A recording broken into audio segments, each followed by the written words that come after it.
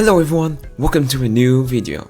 Yep, we are here playing the Way We All Go remake part 3. So yeah, we went this part because I had to finish this recording since I had some difficulties because my storage was about to fucking end, so I had to end the recording. But anyway, we are here now, to continue, and yeah, let's do it. Yay, ice cream! I hope I still remember how to make voice since I'm kinda sick. Emma claps her hands together. Oh my god, okay. Right away I can't read it, okay, good. What a great start. Delightedly, just like a little kid. Emma doesn't like sweets too much, but she does like ice cream. I feel proud of myself for remembering this. Good job, me. You made the right choice. Thank you, Achan. Thank you. You're going to pay me for me, right? Actually, one second thought. What are you talking about? You're the one who wins the job, aren't you? Oh shit, I'm sorry. Don't. Were you angry at me? That's irrelevant. Irrelevant. Oh my god, I can't speak. But you have more money than I do. The amount of money doesn't matter. No guy would invite a girl out to ice cream, then make her pay for her own share. That's so cheap. Hey, I'm not taking you out on a date or anything. We're just friends. Exactly, we're just a good friends. That you pay for my ice cream. Well, go on, Achan, please, please. Pretty please, I'll be your best friend. By the way, if you're wondering why my voice is kinda deep, because I just woke up, So yeah, I'm recording this at 6 AM. Then I have to go to work. I thought we were already friends. We are, but better friends. And what does that entail exactly? Well, in the meantime, I want to make fun of your height for the rest of the trip here. Emma's definition of friendship really is something. God damn it, another more options. I have to save it. Hold on, no. Save. Let's do this. Boom. There we go. Buy her an ice cream or don't. You know what? I'm feeling very nice. I'm feeling very nice. Buy her an ice cream. So as maybe expected, I gave in. Yay, this is really delicious. Thank you, Achan. It's no problem. And you even remember my favorite flavor. I didn't even need to say. Of course I remember. Who could I forget? Oh, cute. The reason I remember Emma's favorite flavor of ice cream isn't because we have this incredibly deep bond of a friendship. It can never be severed, no matter what. It's nothing as sentimental as that.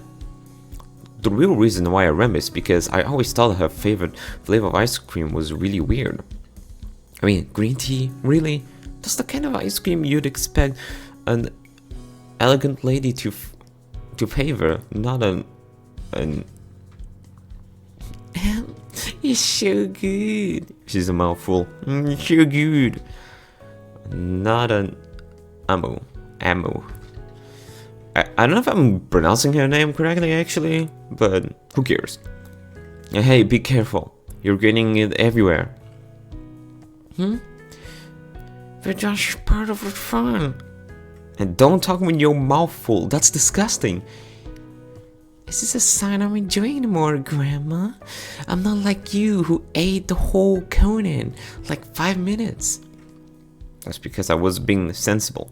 I didn't want it to melt on me. But that's so boring. Who wants to be sensible? Don't answer back. Look, you're getting ice cream all over. Right. Come here. I'm moving a little closer until our legs are brushing. Then I take a few paper tissues from my pocket. There's no harm in being prepared, and start to dab at her face. Emma wriggles in this content and pulls her face, but I'm relentless. I scrub at her face until it's sparkling clean, no longer smeared with cold, gooey mess. I don't know if I spelled that correctly, but whatever. It's always been this way between us. Emma is the active one who gets into scrapes, while I hang behind to clean her up, taking care of her cuts and bruises. I think it's because of my close friendship with Emma that I got into the habit of carrying tissues with me to begin with. Killjoy. Emma pounds, then takes another lick of her ice cream. I just want you to look presentable. You're not my mom, and I'm going to attend a marriage meeting. You don't need to be so fuzzy. It's my nature to fuse. I think it's called fuse. If you don't want me to get concerned, you just don't act so childish. Blah. Emma sticks out her tongue. There's a glob of green ice cream sitting on it, dissolving slowly. Ew, that's gross. Emma turns her head away and continues eating, taking a few more minutes to finish off her ice cream. This time, however, she's slightly more careful and is able to finish the job without getting dirty again. Pause. I almost feel like I should applaud her for that. She probably made quite the effort there. Still, Emma leans back against the bench, staring up at the blue sky. Oh my god, I said staring. Staring at the blue sky, life in this small town continues around us as always. And yet, right now, for some reason, this moment feels strangely special. Intimidate me. I forgot how much you used to worry about me. Getting so much attention feels kinda nice. You're just like being taken care of. Maybe a little. It reminded me of when we were kids. It turns to look at me. There's a small smile on her face. You haven't pampered me in so long. Not since she came, isn't that right? I pause, suddenly hesitate. I know what she's talking about, but I'd assume stupidity, perhaps, that Emma wouldn't want to talk about her. Wait, I think I spelled. I think I spelled it wrong. Hold on. Hesitant. There you go, hesitant. Let's continue. After all, she never mentioned Noelle in her letters. I thought that being with Emma would be safe. I won't have to think, and I won't have to remember. I won't have to feel guilty. Hey, Emma? What is it? I pause, my hands clenching to fist. I bite my lower lip. I don't really want to talk about that. Is that okay? Huh? Oh? I'm sorry, it's not something I really want to talk about either. Yeah, let's go do something fun. Fun, right. Fun. Hey, Chan, are you hungry? I maybe a little. Then I know this is what we're going to do. Follow me. Ooh. And this what we're going to do turns out to be this. We're sitting together in a small family restaurant called Petit Jardin, situated by the library and the sports center. I used to come here a lot when I was a kid, since it was the factory place my parents would default to when they wanted to take me out for a treat. The interior decor is typical for these kinds of establishments, only from a nondescript with glossy photographs of food on the walls and square tables. Honestly, it looks amazing. Look at this. This place looks exactly the same as always. Of course it looks the same, silly. Actually, not all of these restaurants do. That's true, I suppose. Aren't there restaurants in Saitama like this too? Yeah, there are a lot. Isn't Petit Jardin a popular chain? I think so. but still somehow. I can't help but smile as I look down at the tabletop. The the condiments have been arranged just so, and there are packets of salt and sugar in a small box. All as to be expected. It's kind of nice coming back here, and it makes my memories feel more real somehow. Are you being all sentimental? Maybe. It's kind of hard not to be. Nah, you're just happy. Maybe that's true too. I think I had a birthday party here once. Oh, the kids at our school have had parties, birthday parties here at some point or another. Apart from Eriri, maybe she was always too proper for a place like this. Eriri or Eriri? I think it's Eriri. I don't know. As there aren't that many restaurants to choose from. Yeah, someday I want to go to a real big fast food restaurant where the floor is all greasy and the people behind the counter are sweating and shouting at each other, and there are so many customers that you can't even find a seat. Wait, was that her actually? Oh yeah, okay. The mere thought is enough to make me shorter. I don't think I'd like that so much. Isn't this place enough? It'll do, I suppose, but it's not the same. It's like there isn't as much energy, like baran, you know? Not entirely. Well, it's kind of hard to explain. But this place does have something special. Special? What do you mean? Immigrants mischievously gesturing towards her meal. It's a simple cheeseburger with a minimal amount of salad and some fries. It's standard fast food, cheap and easy to prepare. Nothing at all like the meals my grandmother makes. I'm sure if my grandmother knew we were here, she'd tut at me, even though she's a laid-back person. She can get strangely serious about food. Now that I inspected more closely,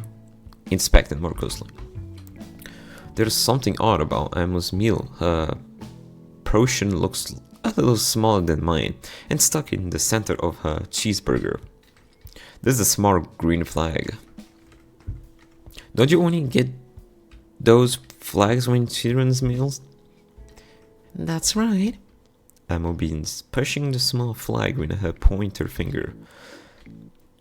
That's why Pity Johnny is so amazing. If you collect all the flags from the kids' meals in a week, you get a burger for free. Isn't that neat?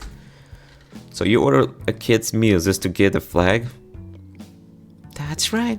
I've never been able to get all of the flags before, but this time I'll do it. I'll assemble all of them, and then victory will be mine. Okay, Subaru. I can particularly taste that free cheeseburger from here. Just thinking about it, it is making me drool. Yeah. But you could just buy another cheeseburger with your own money.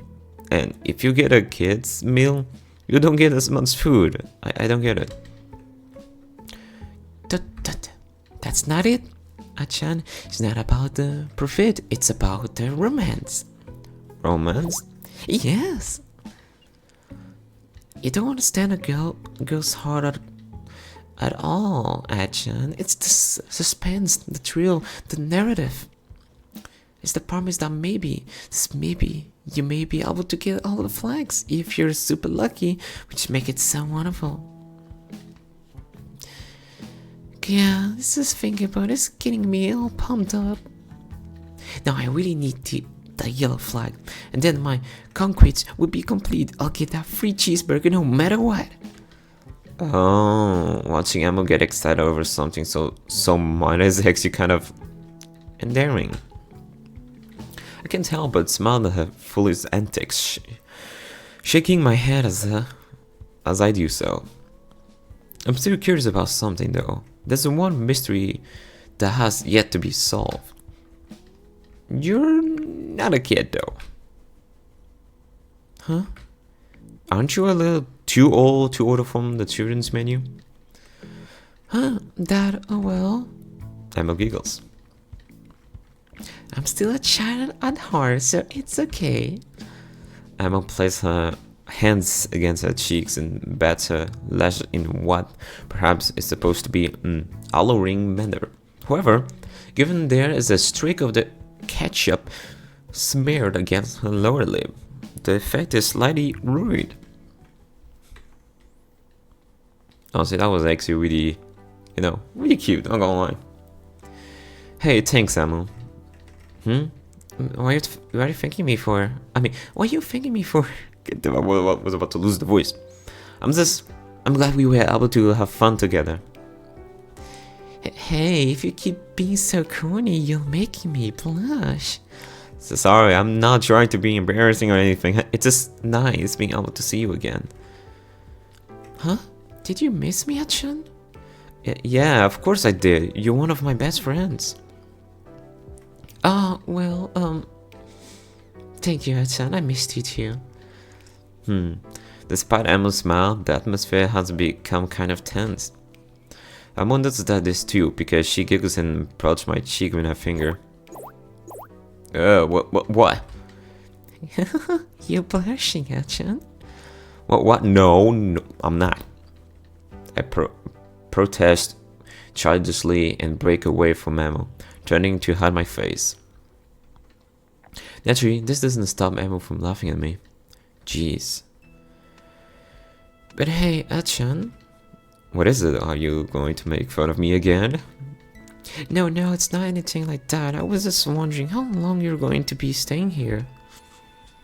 Emma stares at me and why is her gaze so intense. Eyes really are very, very green. They're piercing. I'm only going to be here for 2 more days. I leave on Thursday evening at 8 p.m. Just 2 days then. Well... Ow! I wasn't expecting that. So my shout of pain goes unchecked. It's far too loud. People turn to give me a curious stare. Are they worried I'm being assaulted? No, I feel like telling them. Don't be alarmed. My life isn't in any danger. Although, that may be debatable. It's just Emu, my childhood friend, beating my back so hard my spine may break. Of course, I don't say that. I don't really like talking to strangers. Neither do I like being stared at by them. Emu, by contrast, doesn't seem to care at all. In fact, I think she relishes it, I think. You simply have to make this trip one to remember, right? Do your best. Her voice is so loud, this is making people stare more. Right, of course. You might see the screaming like, yes, he's my favorite. This guy's my favorite. So, Achan, how are you getting home? What do you want to know? Are you planning on stalking me? Of course not. I already know where you live. If I wanted to stalk you, I could just go ahead and do it. You know, that doesn't make me feel any better. My dad's gonna drive me back to the village once the cafe closes. Do you want to get a lift too? Well, I don't know. I have my bike. Maybe it won't fit. My dad's car is pretty big, just like his mouth. There'll be enough room in the back, don't worry. I waver unsure since Emma's offering. It may be rude to refuse, but I do find him bad over so slightly terrifying, and I'm sure he'll ask me lots and lots of awkward questions. Questions I'd rather avoid. You know what? I'm starting to like this girl more. I'm starting to like this girl more. Hold on. So let's Sure, I go home with Nemu. You know what? Let's go. First, you know the rules. I need to say it. There we go. Alright, go home in Emu. And so I am getting a lift home with Emu's dad. Although, I know very little about cars. I know enough to realize this car is pretty old. The interior smells funny. and the seats look worn and frayed. It doesn't help that Emma's dad seemed to be driving too quickly as the car speeds along down the country road. I feel myself being jerked about in the back seat, my body shaking like a pinball. God. I hate yawning. Emma complains bitterly at the front of the car, her arms folded. The car is just a piece of junk. Why don't you get a new one, Dad? Because times are hard, sweetheart. Times are hard. We've gotta make every penny count. If that's the case, maybe you shouldn't be driving so quickly. Nonsense, driving. Nonsense. Driving fast is a part of being a man. It makes me feel young again. Besides, I've been with Yukio for almost 20 years now. She can handle it. She's a relatable kind of woman. Yukiko? Dad calls the car Yukiko. It's his thing. That's right. I could never part with her. She's like the wife I've never had. You do have a wife though. You're married to her. Emma's dad laughs, slapping the steering wheel of the car in good humor. His hands are so large I worry he may split the wheel in two. Too true. Your mother is a good woman, and Emma, but she isn't quite the same as of Yuki here. A man and his car have a special bond. See, sometimes that bond is even tighter than the bond between a man and his wife. Anyway, my boy. Yes? I'll tell you a story. It's an exciting tale about men. For a man, it really get your blood pumping. Oh, jeez. I can't see Emma's face since she's sitting in the passenger seat, but I'm sure she's rolling her eyes. I keep trying to tell Emma here, but she just doesn't get it. She's not a man, I guess. She doesn't think like one, even though she acts like one. Come on, Dad. Cut that out. It's annoying. Now, dear. Some people are interested in stories like this. So, I'll tell you a tale. A tale about a man and a road. So, Mr.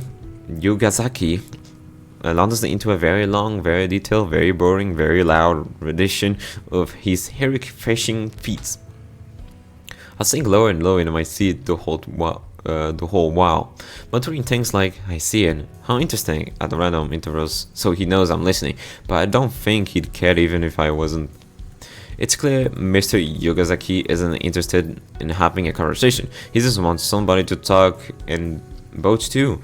Now that I'm in his car, trapped, with no means of escape, I have no choice but to listen. So lad, do you know how large that fish was? Well, do you? I don't know how big the fish you got was. I couldn't possibly imagine, sir. There's no need to be so polite. There's no need to call me sir. Plain or Kentaro will do. Oh, yes, of course. But I still don't call Mr. Yogasaki. The other words seem wrong somehow, given that he's just a towering figure of a man. It'd be like calling a mountain a molehill. So about that fish, it was a trout, you know, a big one. Emma rolls her eyes. Dad, do you have to? You've told me this story about 1,000,000 times already. No, Emu, don't get exaggerate. It's more like a 5 or 6, maybe 7 at a push.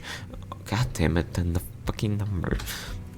But I'm not being prideful, and I'm not being arrogant either. I'm simply sharing a darn exciting story, that's all. And you've got to admit, it is a darn exciting. You won't understand them. Fishing in a man's world, you know. An only man like me and this young lad here can understand it. You know what I mean. I'm wondering how Mom even puts up with you. And so I spent the entirety of the awkward car journey being shouted out by Mr. Yugazaki, as he keeps talking about his fishing exploits over the rumbling of Yukiko's old engine. Oh, I'm back here. Hello, Grandma and Grandpa. It's already starting to get late when I get back. I talked to my grandparents for a while, then sat down for another family meal. Grandma really is pulling out all the spots now that I'm back with them. The meals aren't exactly extravagant or complicated, but the quantity of food really is ridiculous. Did my mother tell her I was particularly glutinous before I came back here? Maybe she's playing a practical joke on me. Is she trying to pay me back for that time I accidentally overweighted her beloved gardenias? I hope you like it, dear. Miss Tashibana brought over those spring onions, you know. She grew them in her own garden. As my grandmother talks friendly of our neighbors, I start to feel the color rising to my cheeks. It's kind of embarrassing, but when I was younger, I kind of maybe just a little, had a tiny bit of a crush on Miss Tashibana. Ooh, crush? Now I think you should date with Emma, your best friend. Eating my food with a red face, staring down resolutely at the floor. I think my grandmother can see how abashed I am, because she shocked goes I wonder if she knows about that. I want to put it past her. That woman knows everything. Come on, dear, eat up. Let's put some more meat on those bones. Thanks, but I sigh. I fucking yawn. Oh yeah. I'm not really hungry. That may be the case, dear, but it is for your own good. If you eat my delicious, rejuvenating food, you'll never grow old. That's how I've maintained my good looks over the years, and besides, She smiles at me craftily. if you eat a lot, you'll become even handsomer, and then you'll have all the girls chasing after you. Grandma, I'm too young to think about that kind of thing. I'm 16 years old. I like the story. I get Mario to Shire here when she was only 17, and I haven't regretted since. Too young indeed. But I'm not even 17 yet, so that's still far too early. It's never too early to start planning ahead. The early bird attached the worm. I don't know if I should think about girls as worms. And I don't think you should start counting your chickens before they hatch either. Yes, you have to do your best. Your grandma will be rooting for you. I appreciate this sentiment, but rooting for me in what? Well, you know, this old woman hopes to live to see the birth of some cute great grandchildren one day, you know? Great grandchildren? Yes, I've started to make some little socks already. It's the only thing that keeps me going. It'd be nice to have some little nappers around again. You're getting so old already. I'm not old. I can't even drink yet. You're not as cute as you used to be. Hey. I wouldn't use up far too much. Well, if I try to ning you socks now, at your age, a frail old lady such as myself may kill over before she could finish a single pair. I'm not sure if I'd describe my grandma as frail, even though she's around 80. She's as energetic as a small child, passing notes and giggles in class. For choose sake, you'll have to do your best, lad. Why do old people like to tease their grandchildren so much about marriage?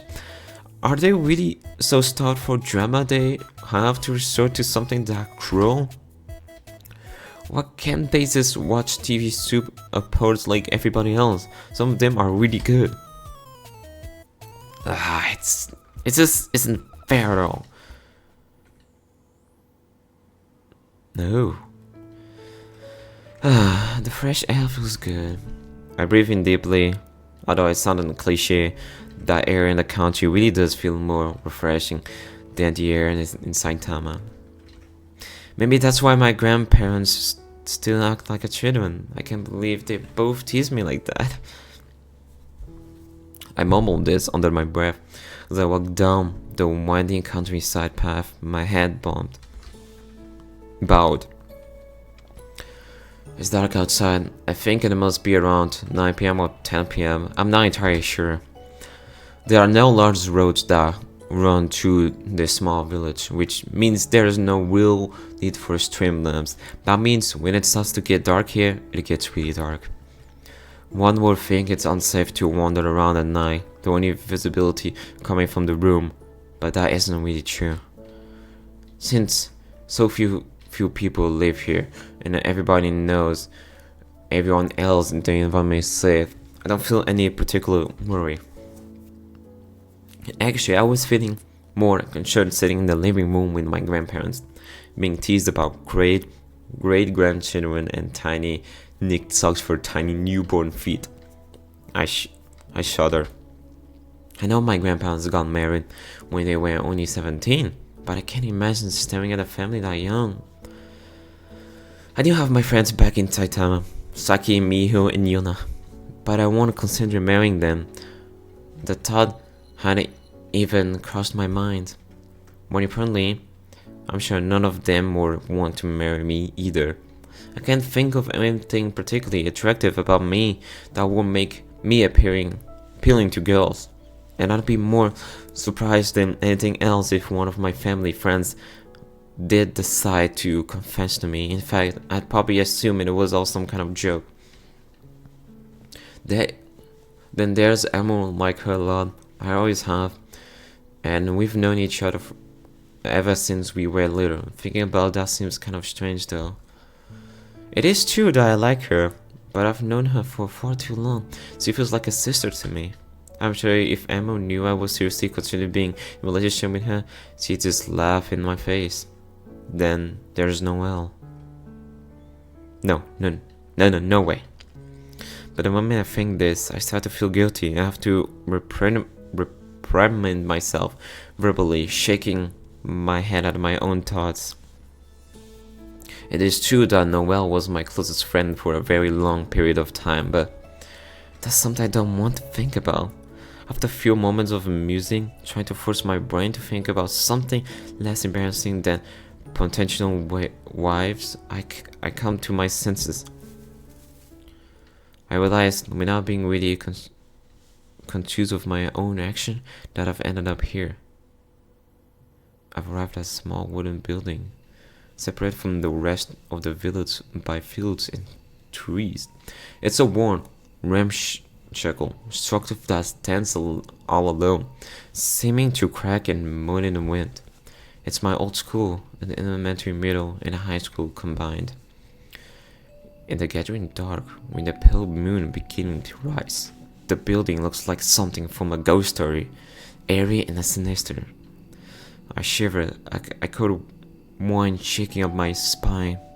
I didn't notice it before, but it's getting pretty chilly. Maybe that's why I can hear the Kigaras. I know I keep spelling wrong, but whatever.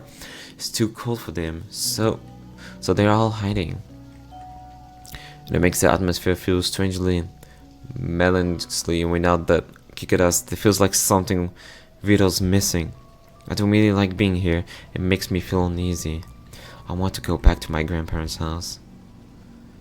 I turn around and ready to retrace my steps when I hear it. Okay. It's a faint creaking sound carried over some distance. If I were in a horror movie, this would be the noise that would sound of my impending demise at the hand of some apparition from hell. As easily startled as I am, however, I still know better than that. I don't like ghost stories, but I'm sensible enough not to believe in them. Even though, as a child, I didn't used to check in my wardrobe for monsters every night before I went to bed. It isn't a completely alien noise. In fact, I recognize it. When I was younger, it was a sound I heard a lot. It's the sound of a swing. To be more precise, it's the sound of the old rusty swing situated in the small playground around the back of the school. I used to pass time in that playground during the break times at school. The playground only had a few swings and a slide and a small climbing frame, but I still like it. The playground was pretty small, so a lot of the bigger children would shove the younger ones out of the way to climb the swings and the slide. I remember during that time, the 12-year-old Emma was remorselessly. She would shout at the other kids and threaten to hit them, so they ran away in fear. That's why the younger children could play. I think the little kids saw Emma as some kind of hero because of her exploits. That really does take me back. But who is playing on those swings at night? I bet it's one of the kids from the village. Though, they can't be too young or else they won't be allowed out by themselves. Even though this village is relatively safe, no parent would want their child out by themselves this late. Who could it be? I creep around the back of the school building, taking great care where I place my feet, trying not to make any noise. I don't know why, but I feel kind of excited and a little bit scared. My heart pounds into my chest. My thoughts take over quickly, running through a list of possibilities. Maybe it isn't a ghost after all, the ghost of a young child playing on a swing in the middle of the night under the full moon. Yeah, right. As if I believe in something like that. I creep over to the small park quietly. The wind whistled through the long grass, the surrounding trees, and owl huts overhead. I walk closer, closer, and closer. And then my breath gets in my throat. Oh, it's her! I can see her. There's a figure with skin so pale it seems to shine under the moonlight. She's wearing a sleeveless wind dress, which must be too exposing for this weather, surely. Her arms are long and slender. Even at the distance they look worryingly thin, as though they could snap into at the slightest bit of pressure. The oar swings quakes in protest with every one of her movements, no matter how sly. It's in every sort of cranking which makes with the slightly of the wind.